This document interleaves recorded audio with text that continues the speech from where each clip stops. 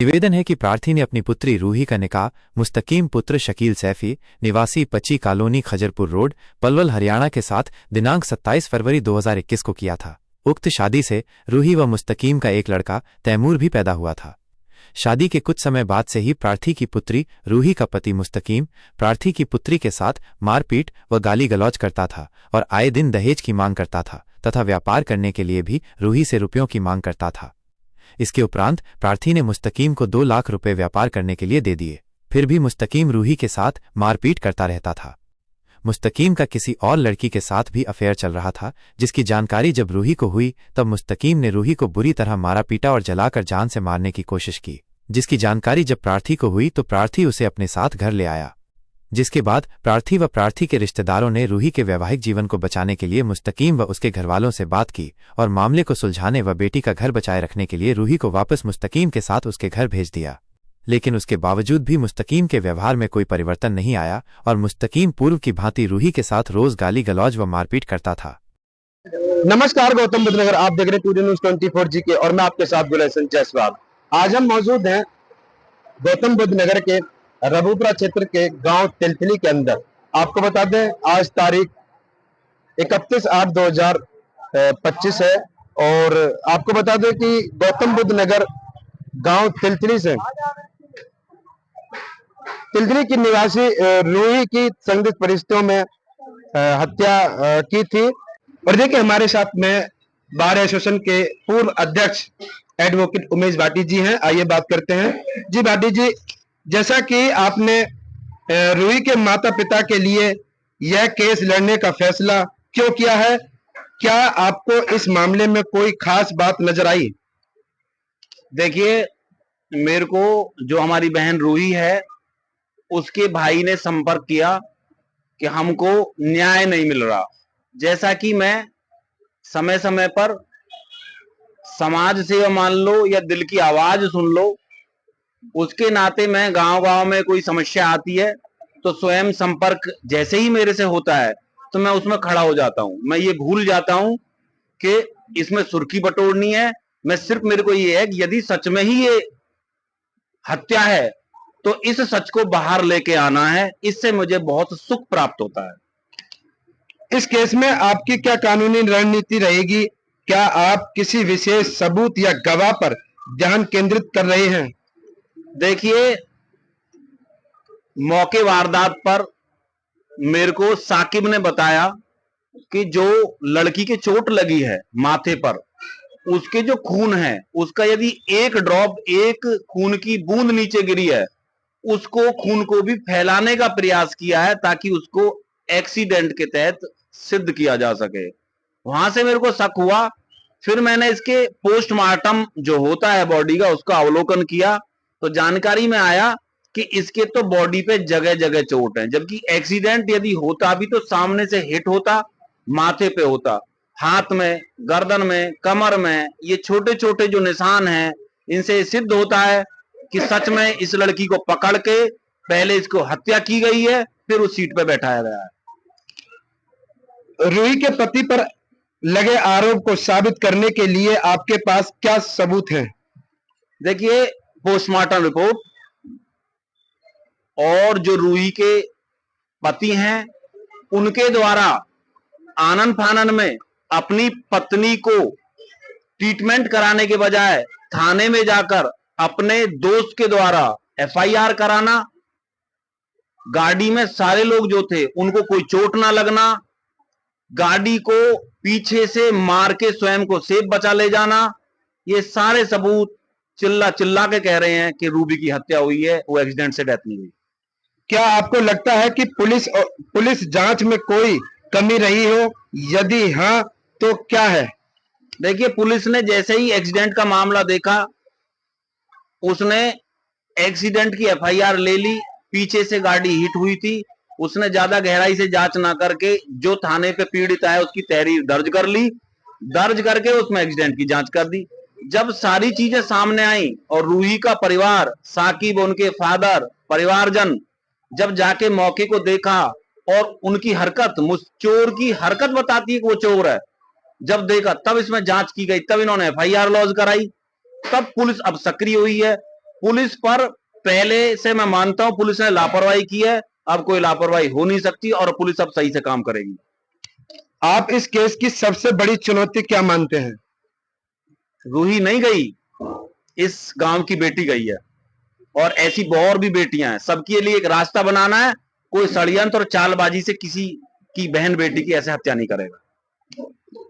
एक सवाल लास्ट, जिस तरीका से आपने रूही का केस है अपने हैंड ओवर लिया है, तो क्या वाकई में रूही को इंसाफ मिलेगा या आप सुर्खियां बटोरने के लिए आपने ये केस हैंड ओवर लिया है? देखिए, बहुत अच्छा सवाल है आपका पत्रकार महोदय।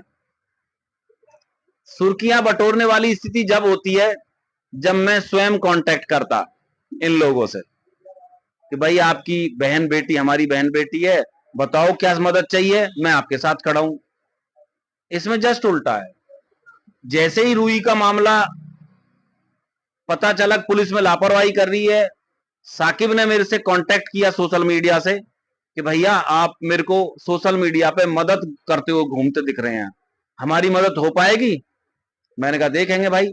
इन्होंने मेरे को आके 2 घंटे मेरे ऑफिस पे वेट किया, बताया कि ये पेपर है, कहा कि ये लो फीस। मैं किस बात की फीस?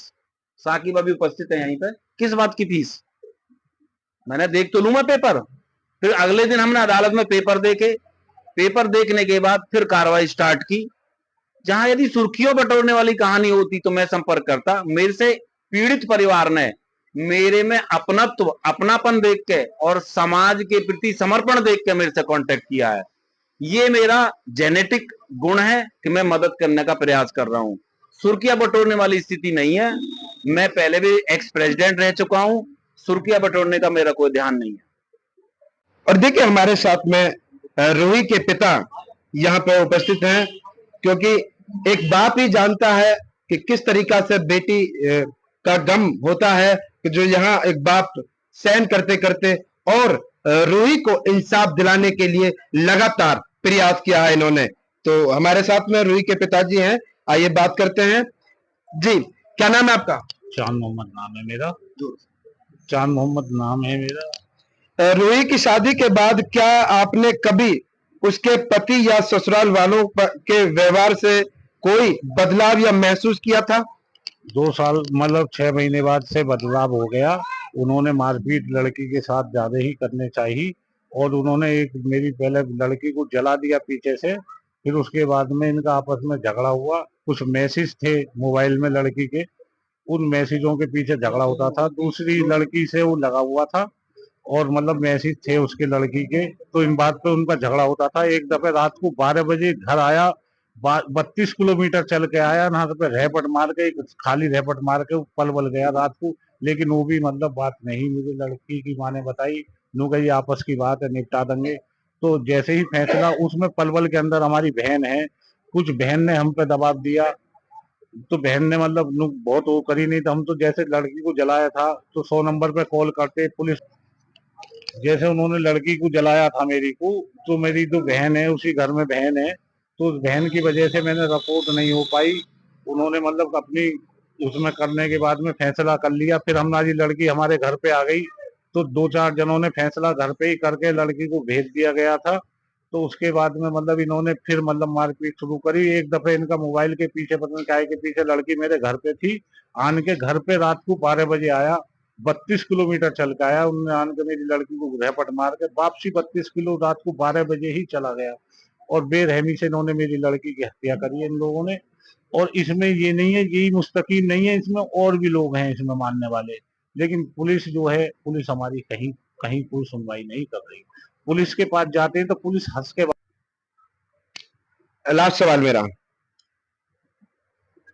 आप अपनी बेटी के लिए न्याय की लड़ाई कैसे लड़ रहे हैं? क्या आप हमें अपनी शुरुआती असफलताओं के बारे में बता सकते हैं?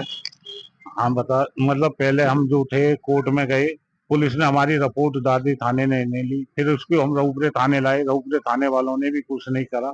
रऊपरे थाने वालों ने, आईओ ने जो कहा हमसे, एक बात कही नु के चाहे आपका फैसला कराते हैं, 20 लाख रुपए दिलाते हैं, आप दूसरी लड़की का उसके साथ निकाह कर दीजिए। तो हम बोले ऐसा नहीं करेंगे। फिर हम जाके कोर्ट में 56-103 डलवाई। तो 56-103 जो ऑर्डर जो हुए तो 20 दिन बाद 25 दिन बाद पुलिस ने बड़ी मुश्किल से वो 156 दर्ज करने के बाद में वो कहते हैं इनको ऐसी एफआईआर तो हम रोज बनवाते हैं और इसकी कोई हम मानता नहीं मानते, इसमें एफआईआर लगाएंगे। उन्होंने एफआईआर लगा दी। एफआईआर लगाने के बाद में फिर दोबारा मतलब हमने कोर्ट में पोर्टिस डाली, हमारी पोर्टिस दोबारा जांच होनी शुरू हो गई, दोबारा ऑर्डर हो गए। तो इसमें पुलिस जो है, पुलिस आज भी हंस के मतलब वही कह रही है, उसी चीज को बता रही है, ये एक्सीडेंट है, वो हत्या नहीं है। हम कहते हैं ये हमारी लड़की की इन लोगों ने हत्या करी है और बहुत बेरहमी से हत्या करी है इन लोगों ने। 15 मई 2023 को आपकी बेटी की हत्या कर दी गई थी, तो उस दौरान आपने कितने वकीलों के पास में आप गए, कितने वकीलों को आपने अपना केस सुनाया, अपना दुखड़ा सुनाया उनको, और कहाँ-कहाँ आपने गुहार लगाई? मैंने 20 वकीलों के पास गया, हर जगह कोशिश करी, वकीलों से बात भी करी। हर आदमी की अलग-अलग मांग थी ज्यादा, किसी ने कुछ मांगा, किसी ने कुछ मांगा, लेकिन मेरे पास इतनी गुंजाइश ना थी, जितने जो मुझे कम में मिला उसको मैंने करा और उसके बाद मेरे वकीलों ने इसमें ऑर्डर करा दिए मेरे। आज जो है एक न्याय की उम्मीद की किरण दिखाई दी है। क्या अब आपको लगता है जैसे कि उमेश जो भाटी जी हैं, आपकी बच्ची को न्याय दिला पाएंगे या नहीं? आपको क्या लगता है, क्या एक आपको उम्मीद की रोशनी जो मिली है, क्या उस रोशनी के सहारे आपको कामयाबी मिल सकती है? हाँ, मुझे उम्मीद लग रही है, मुझे भाटी जी मुझे कामयाबी दिलाएंगे और बहुत उम्मीद करे बैठा हूँ मैं इनसे। क्यों ना, तो मतलब इसमें भाटी जो हैं ये मेरी कामयाबी दिलाने, हर तरह से कामयाबी दिलाएंगे। भाटी की उम्मीद पूरी करे बैठा हूँ। क्या कुछ कहना चाहोगे जिस तरीका से आज एक इंसाफ की, जो आपकी बहन को इंसाफ मिले, नई उम्मीद की किरण जागी है, तो क्या कुछ कहना चाहोगे जो आपकी बहन को इंसाफ मिले, आपकी बड़ी बहन को? अब तो लगता है हमारा संपर्क भाटी जी एडवोकेट से संपर्क हुआ है, तो उनसे लगता है वो बहुत ही सुलझे हुए वकील है और लगता है अब जरूर मेरी बहन को इंसाफ मिलेगा और वो बहुत ही अच्छे वकील हैं। तो आगे भी लगातार आपने प्रयास किया होगा, आपके माता पिता ने, आपके भाई ने भी काफी प्रयास किया है रूही को इंसाफ मिल पाए, तो इतना समय क्यों लगा? क्योंकि पुलिस वालों के पास जाते हैं वो कुछ बोलते ही नहीं है, और वो तो हमारे पापा को उल्टा जवाब दे रहे थे। वो तो हम उनके पास दादरी थाने गए थे तो उन्होंने तो ऐसे ही हंस के वो कर देते इग्नोर की, हाँ बोलने तो पागल है ये, तो इस तरीके से अनसुनी बात कर दी थी। क्या जवाब दे रहे थे? मतलब कुछ ये बोले थे ऐसा कुछ नहीं होता, ऐसा तुम्हारी बहन का मर्डर ही वैसे ही हुआ है और कुछ नहीं हुआ, इस केस में कुछ नहीं रखा, बहुत टाइम हो चुका है जब से तुम कहाँ गए थे, इतना टाइम हो गया, हम रोज वकील के पास जाते हैं, कभी पापा थाने जाते हैं, कभी कहीं जा रहे हैं, अभी तक इंसाफ ही नहीं मिल पा रहा है। तो और आपको क्या लगता है, क्या सबूत है ऐसे जिसे कि वो सबूत जाहिर करते हैं, साबित करते हैं कि उसकी हत्या कर दी गई है?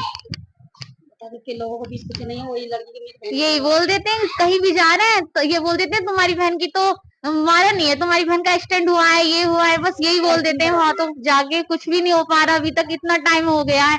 पुलिस वालों के पास जाते हैं, हंस हंस के बात कर रहे हैं। दादरी थाने में नोटिस आया था तो वहां से यही भी छुपा के गेट पे चले गए थे, वो तो ऐसे हेलमेट भी नहीं उतारा, भाई ने बोला क्या नोटिस है, उसको भी नहीं दिखाया उन्होंने, तो छुपा के चले गए, चुप चानी। वो तो नहीं, चलो उन्होंने बताया कि एक्सीडेंट है, लेकिन आपको किस तरीका से लगा कि ये एक्सीडेंट की हत्या के साजिश है, या आपको क्या सबूत मिले? ऐसे तो बहुत सबूत थे, जैसे कि एक्सीडेंट हुआ था रास्ते में, पहले से वो मार के हुए लाए थे, क्योंकि हमें कुछ सबूत मिले थे। और उसने एक लड़का है अमान सैफी, तो उसको भी बताया था कि रास्ते में हमारी लड़ाई होती हुई आई थी, पूरे रास्ते तुम्हारी बहन हमसे लड़ाई करती हुई आई है और रोती हुई आई है, उन्होंने झगड़ा हुआ है, उसकी वजह से वो झगड़ा हुआ था ना, वो उसने वही भी मारपीट करके लाया है वो।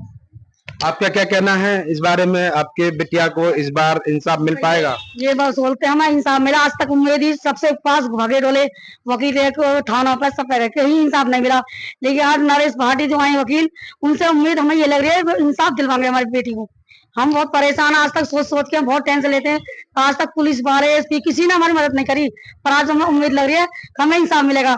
अब से पहले भी लड़की मारपीट करते उसके साथ, शुरू से एंड एक 2 महीने तो ठीक रही थी वो, उसके बाद मारपीट करते थे। मैं कह रही बेटा मैं कोई बात ना, घर ना बिगड़े, अपना मिलजुल कर रहो, लेकिन मेरी बेटी ने तो खूब सही निभाया, पर उसके साथ गलत नहीं करी, सास ने अच्छा करा नहीं, उसे घर वाले ने सबने गलत करा, मेरे बच्चे की मारपीट करते थे, बहुत ज्यादा मारपीट करते हैं उसे। रूही का एक बेटा भी है कि जो कितनी उम्र हो चुकी है? वो बेटा एक जिस दिन रूही का एक्सीडेंट होकर 7 दिन अस्पताल में भर्ती रही, जिस दिन इंतकाल हुआ उस दिन पूरा 1 साल का था। उसके बाद 2 साल हो गई, तीसरी साल चली हमारे साथ पास में रहते रहते, तीसरी साल है लड़के को। हाँ बस यही हमें इंसाफ मिले। हम तो मैं तो यही बैठे हैं, ऊपर वाला एक ना एक दिन तो सुना कि सच्चाई की जीत होगी, झूठ एक ना एक दिन पकड़ी जाएगी उनकी, यही चाह रहे हैं हम। हमारी बेटी को इंसाफ मिले। हमारी बेटी के साथ बहुत बुरा कराना, बहुत मारपीट करी इसके साथ, फिर भी ये कहते बेटी को मिल समझाती रहे, बेटा कोई बात ना, घर अपने बिगाड़ो मत ना, संभाल के चलो, लेकिन उन्हें अपने पापा को कहते अम्मी बताना नहीं, पापा गुस्से होंगे। शादी के कितने दिन बाद आपकी लड़की को उन्होंने प्रताड़ित करना शुरू कर दिया? देखो 2-3 महीने बाद ही शुरुआत हो लगी उनके नखरे में, लड़ाई झगड़े में। और लड़की से बात कर रहा, मेरी बेटी कहती उसके सबूत भी है हमारे पास, किसी लड़की से जो बात करता था ना उसके सबूत भी है। उसका जो पुराना फोन था ना मेरी बहन का, उसमें सबूत मिले हैं उसके, वो हमारे पास सबूत है, कितनी गंदी गंदी बातें करता है वो। और पुलिस इस बात को देख के भी इग्नोर कर रही है। हमारे पापा भी गए थे ना थाने में, उतना बदतमीज पने से बोले थे, हंस और रहे थे, ये हंसने की क्या बात है, यहाँ तो किसी की बेटी की जान चली गई है, उनके तो दांत फड़ रहे हैं। मैंने बोला पुलिस से ही, एसपी से, मैंने तुम्हारी बहन बेटी है और हमारी बेटी है, तुम्हारे साथ हो रहे, तुम उनके साथ अपने क्या ऐसी करते, तो उन्होंने अनसुनी कर दी और हंस के बात करे, हमारी बात कोई गौर न दी। कहा इसकी माँ अपनी बेटी के लिए क्या बोल रही है, उन्होंने सुना ही ना बात, हमारी कोई बात नहीं सुनी और हंस से बात करे, अगर जाओ मेरी बेटी जज जा, मैं हम किसी से नहीं डरते, ये बोला उन्होंने एसपी ने। अब बताओ हम इंसाफ तक आरिफ, तो क्या कुछ कहना चाहोगे जिस हिसाब से रूही के बारे में जो अब दोबारा से केस ओपन होने जा रहा है और उमेश भाटी जी इस केस को दोबारा से ओपन कर रहे हैं, तो क्या कुछ कहना चाहोगे? हमें उमेश भाटी जी से बहुत उम्मीद है कि वो हमें न्याय दिलवाएंगे।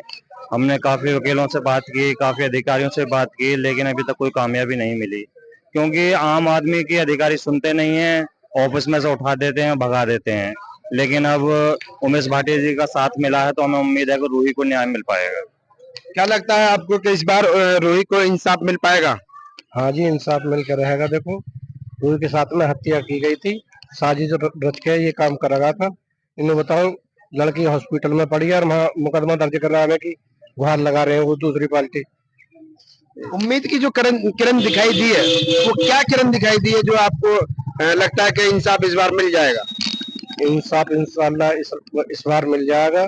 उमेश भाटी जी से संपर्क साधा है हमने, उमेश भाटी बहुत अच्छे आदमी है, इंसाफ दिला के रहेंगे। देखिए काफी बातें यहाँ पे हुई हैं। एडवोकेट भाटी जी ने इस मामले को गंभीरता से लेते हुए और रूही के परिवार को न्याय दिलाने के लिए बीड़ा उठाया है। उनका मानना है कि यह मामला सिर्फ एक ही व्यक्ति का नहीं है, यानी कि जो बल्कि समाज में उन महिलाओं तक का भी ये मामला है कि जिन्हों को आज तक न्याय नहीं मिल पाया है, और जो आज हमारे समाज में जो पीड़ित महिलाएं हैं उनको भी न्याय मिल सके। और ऐसी बतेरी रूही जैसी लड़कियां हैं तो जिन्हों का आज तक उनको न्याय नहीं मिल पाया है और उनका केस दब के रह गया है, उनकी आवाज जो न्याय की गुहार थी, उनकी आवाज दब कर रह गई। तो बने रहिए टुडे न्यूज़ 24 जीके के साथ, लाइक करें, कमेंट करें। मैं आपके साथ गुलेशन जायसवाल, नोएडा। मैं इसे हमेशा अपनी यादों में रखूंगा। बात पैसे धन की नहीं होती, बात भावनाओं की और सम्मान की होती है। जो दिल से दुआ होती है उसकी कीमत कोई अदा नहीं करता। दिल की दुआ बीमारी भी दूर करती है, दिल की दुआ लोगों का भला भी करती है। तो जो आज की डेट में यहाँ स्वागत हुआ उसमें वो दिल से हुआ है, उसमें कोई प्रॉब्लम नहीं है। लेकिन बच्चे ने, हमारे चाचा हुए पिताजी साकिब भाई ने, सारे ने जो करवाया है, ये स्वागत नहीं है। एक तरह से इतना बड़ा सम्मान है, इतना बड़ा सम्मान है। मैं सच में इसके लिए सब लोगों को हाथ जोड़ के पूरी बस्ती को और धन्यवाद देता हूँ। साथ में ये भी आपसे निवेदन करता हूँ हाथ जोड़ के, नंबर मेरा लगभग सब पे ही मिल जाएगा, सोशल मीडिया पे मिलेगा और वैसे भी साकिब भाई से चाचा सब पे मिलेगा। किसी को कोई प्रॉब्लम हो, आप चुपके से किसी तरह की समस्या हो, आप मुझे फोन करके एक बार याद जरूर करना एक बार। मैं इस मामले में ये बुजुर्ग हैं, उस दिन डीसीपी कार्यालय मैंने इनको बुलवाया, चाचा यदि कोई परेशानी है आप आओ, देखते हैं, प्रयास करते हैं। साकिब भाई ने मुझसे कांटेक्ट किया, आ जाओ साकिब भाई। इन्होंने सोशल मीडिया से कई तरह से मुझे संपर्क किया कि हमारी बहन के साथ मारपीट करके, अत्याचार करके, दहेज की मांग को लेके हत्या कर दी गई है। मैंने कहा आप आ जाओ साकिब भाई, मैं इसे देखता हूँ। जब मैंने उसका पता निकाला तो सच में ही वो दहेज हत्या है। वो स्वयं एक्सीडेंट की हत्या नहीं है, ना वो स्वयं लड़की मरी है, हमारी बहन है, हमारी बेटी है, ना वो आत्महत्या है। वो सही में एक्सीडेंट के बहाने दहेज हत्या है, जानबूझ के उस पक्ष ने लड़की की हत्या की है। इस संबंध में हम सारे इकट्ठे होके, आप लोग थे, आप लोग बहुत सारे इसमें थे, गए डीसीपी ऑफिस। तो डीसीपी ऑफिस में हमने प्रार्थना पत्र दिया, हमने पुलिस को समझाया कि ये एक्सीडेंट की नहीं है मौत, ये तो सच में ही मर्डर है। तो पुलिस ने उस चीज को समझा। मैंने बताया कि एक पीछे बैठा इंसान एक्सीडेंट से कैसे मर सकता है, जब छोटा सा बच्चा जो आगे बैठा है और वो फारूक नाम का जो उसका दोस्त है वो बैठा है, उसकी घरवाली बैठी है, तो हमारी बहन बेटी को चोट कैसे लग गई गाड़ी में पीछे, और किसी को क्यों चोट नहीं लगी। तो इस बात को पुलिस ने समझा है। समझने के बाद उस दिन प्रार्थना पत्र लिया। तो उसके बाद मेरे पास एडीसीपी साहब का फोन आया। मैं बता देता हूँ आगे की क्या इसमें प्रोग्रेस। मेरे पास फोन आया, उन्होंने कहा वकील साहब, अध्यक्ष जी, इसमें बात में तुम्हारी में दम है, इसमें कहीं ना कहीं ये एक्सीडेंट की हत्या नहीं है, कोई ना कोई इसमें योजना है, षड्यंत्र है, चालबाजी है।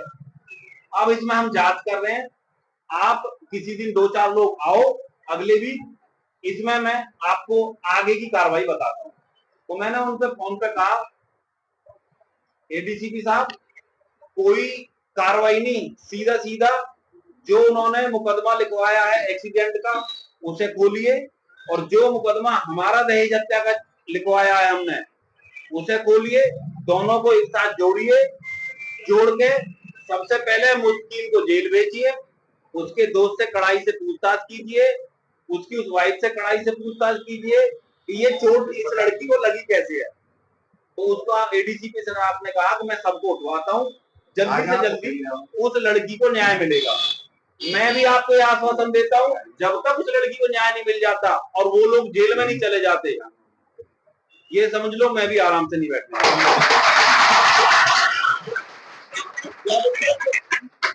उस लड़की की रूह भी आपको बताएगी अब मुझे न्याय मिलेगा। मैं पुलिस, अभी तो एडीसीपी साहब है, डीसीपी साहब साधनिया जी से बात भी हुई थी, साकिब भाई की भी हुई थी, मेरी भी हुई है। हम बहुत जल्दी, यदि वो नहीं उठाए गए, पहले तो मेरे को विश्वास है कि एडीसीपी साहब और डीसीपी साहब के माध्यम से मुस्किन वाले जेल चले जाएंगे। यदि 1% कोई बात आई, हम कमिश्नर ऑफिस चलेंगे और चल के जब तक वो गिरफ्तार नहीं हो जाते तब तक शांत नहीं बैठे। ऊपर वाला ना करे, किसी को कोई परेशानी हो, यदि कोई सर पे परेशानी पड़े मुझसे जरूर संपर्क करना। रूही का मामला, वो आपकी बहन है, खुशी है, लेकिन साथ में मेरी बहन है, मैं उसे न्याय दिलवा दूंगा।